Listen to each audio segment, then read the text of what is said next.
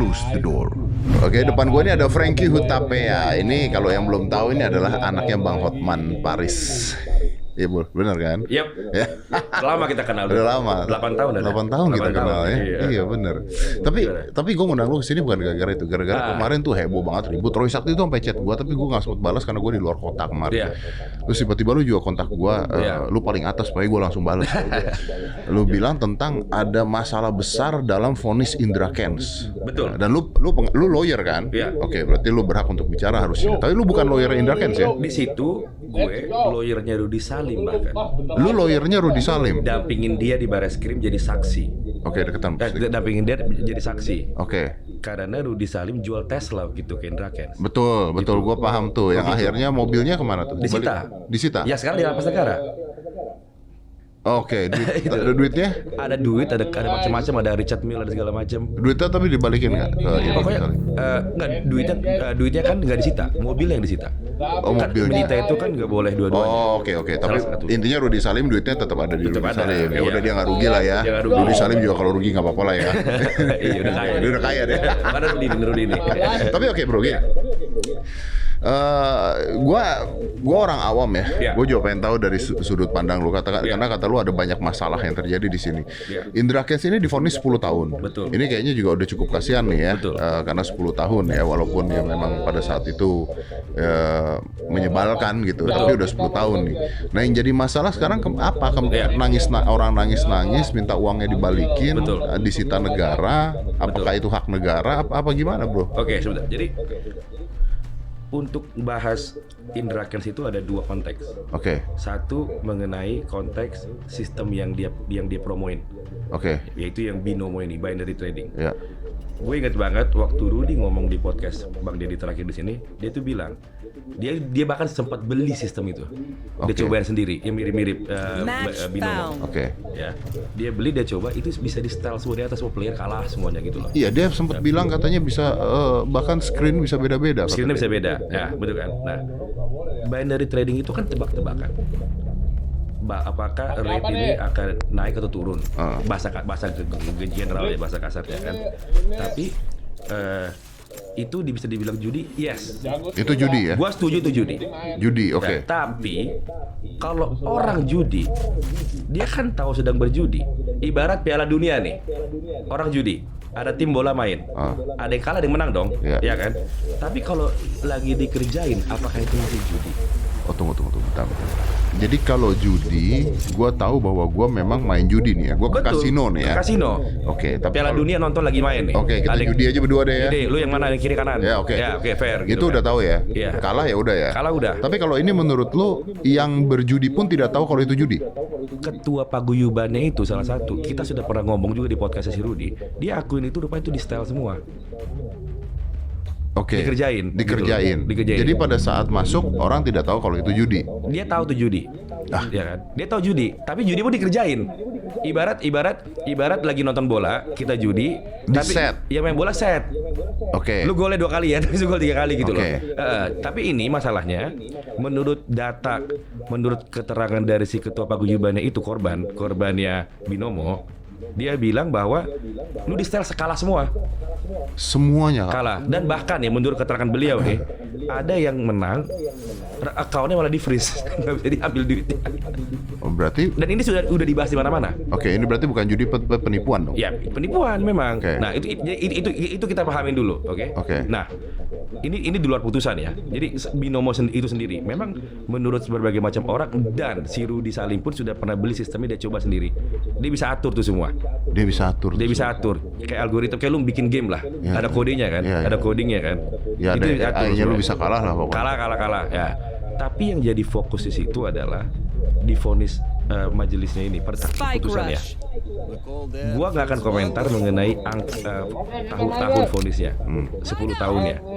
Tapi yang sangat mencederai hati korban ini, dan memang saya nggak ada urusan sama korban. Lu nggak di pihak korban? Nggak di pihak korban, bukan lawyernya korban. Lu bukan lawyer korban? Iya. Tapi menurut saya di putusan, ya memang ini perlu dikomentarin.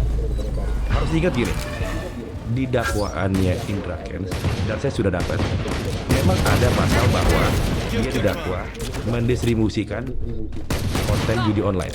Mendistribusikan konten judi Iya, online. karena judi online itu kan diatur di 303 KUH pidana.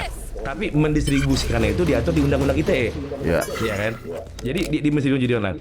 Tapi bukan itu pasal yang dituntut.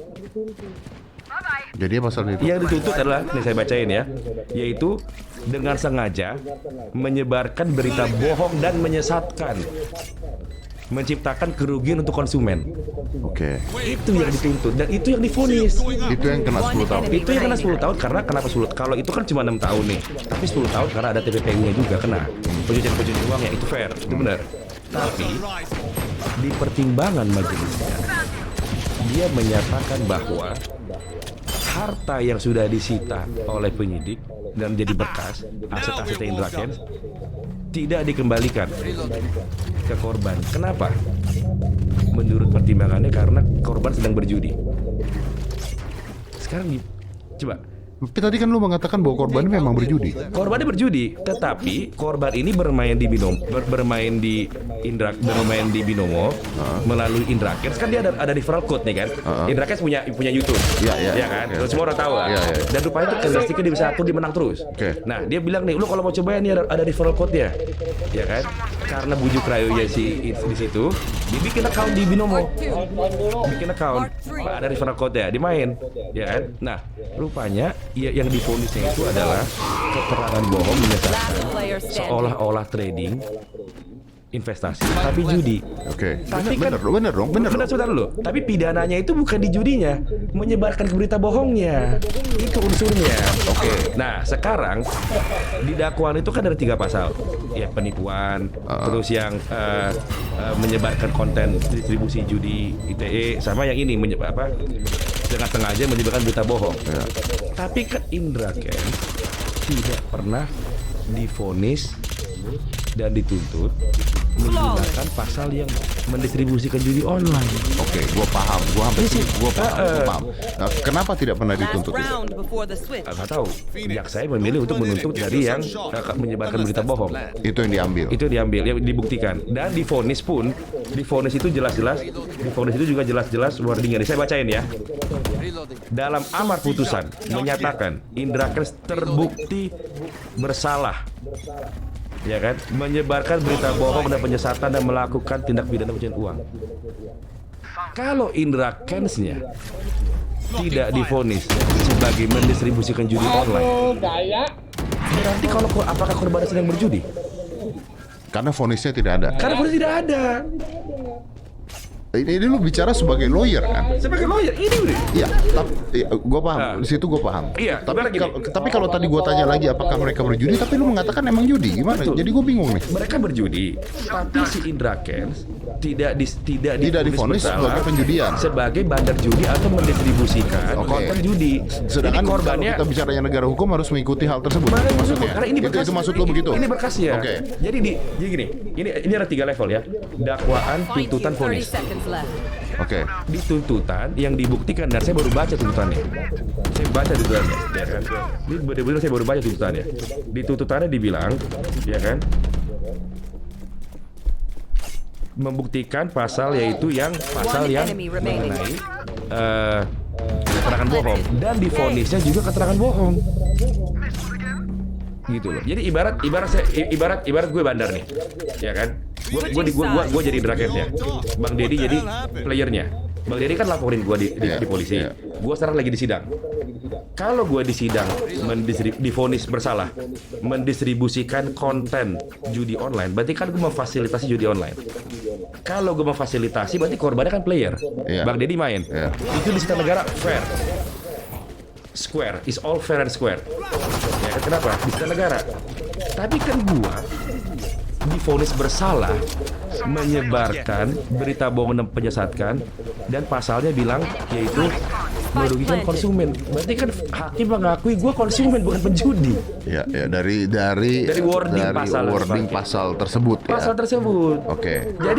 Jadi dan ingat, yang sedang disidang di sini bukan korbannya, Indra Kents-nya. begitu. Oke, kalau dari sisi lu sendiri, maksudnya uangnya harus dibalikan lagi. Harus dibalikin. Karena apa?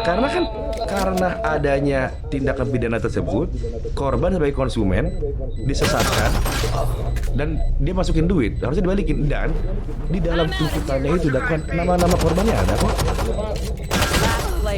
Bagi aja di situ. Teknisnya gimana, caranya gimana, itu kita pikir lain gitu loh kan. Jadi kan ada kriptonya, ada asetnya, ada Richard Mille-nya, ada jamnya, ada rekening duit itu kan dilelang dibagi itulah teknisnya. Oke. Walaupun si pemainnya tahu kalau ini judi. Nah, itu dulu ya Bang. Masalahnya dalam putusan ini tidak ada tulisan itu. Tidak ada tulisan bahwa Indra Kents divonis mendistribusikan judi online. Judi itu kan dua arah. Ada bandar, ada player, atau ada orang kiri kanan. Bro, sorry. Berapa sih total yang diambil? Di berkas saya lupa tadi belumnya. Tapi playernya kita ada banyak. Ada satu player sampai 28M. Ada di 28M. Satu player ada yang 28M. Banyak banget sih. Banyak banget. Serius. Satu player ada yang 28M. Dan yang mereka tuntut sekarang adalah mengembalikan uang tersebut. Makanya kemarin kan nangis sampai bersujud pengadilan. Gitu. Jadi kan sekarang timbul polemik seperti ini. Ngapain lapor polisi? Gitu kan. Mereka itu kan lapor, satu udah pasti agar tidak ada korban lagi. Ya, betul. Tertangkap lapor polisi dong. Tapi kan ada semangat sampai kedua, yaitu agar duitnya balik, agar recovery balik. Satu perak pun juga bermakna gitu loh. Agar balik gitu kan. Karena kan gini. Tapi kan ini bukan di polisi Pak, kejadiannya kan sudah di Kaltiman dong. Sudah. Makanya itu karena orang takut vonisnya bakal kayak gitu lagi. Dan ingat, masih ada satu lagi di sidang Beni Salman. Beni Salman belum ya? Pasalnya sama juga. Pasalnya itu juga? Iya. Bukan perjudian juga? Bukan. Tuntutannya. Dan Doni Salman 15 tahun. Beda di tuntutan itu. Dia lagi sidang juga. Kan mereka kan mirip-mirip binary trading. Mereka beda sama robot trading. Mereka binary trading itu tebak-tebakan itu. Oke. Barangnya ya, produknya. Ya. Jadi maksud saya kalau orang tidak divonis menyebarkan konten perjudian atau memfasilitasi judi online, artinya Anda tidak pernah berjudi. Lo ngambil dari sisi hukumnya. Dari sisi hukumnya, saya setuju binomo itu judi. Tetapi influencer ini menarik nih. Lu setuju bahwa binomo itu judi? Setuju judi, tapi dikerjain juga gitu. Iya. Ya walaupun ada unsur dikerjainnya ya. Double kill lah ya. Double kill ya kan. Kita kan fair, kita netral ya, objektif kan. Itu memang judi. Tapi memang dikerjain juga. Tapi terlepas dari apapun, orangnya tidak divonis masalah perjudian. Oke. Frank, mungkin gue balik dulu ke satu-satu ya sebelum kita lari ke arah sana lagi. Kalau menurut lu sendiri, lu mengatakan Indra Kents salah tidak, itu dulu deh. Indra Kents salah ya. Salah. Titik tuh ya. Titik. Karena apa? Karena dia memproyeksikan gua kaya nih dari ini barang. Lu kalau mau ikutan ini referral code-nya, dan itu semua ada dilakukan. Ada candlestick-nya, ada candlestick-nya, ada gambarnya dan barang yang dijual pun penipuan gitu ya. Dan di dakwaan itu ada pembagiannya berapa afiliator. Indra Kents berapa tuh ada? Berapa persen?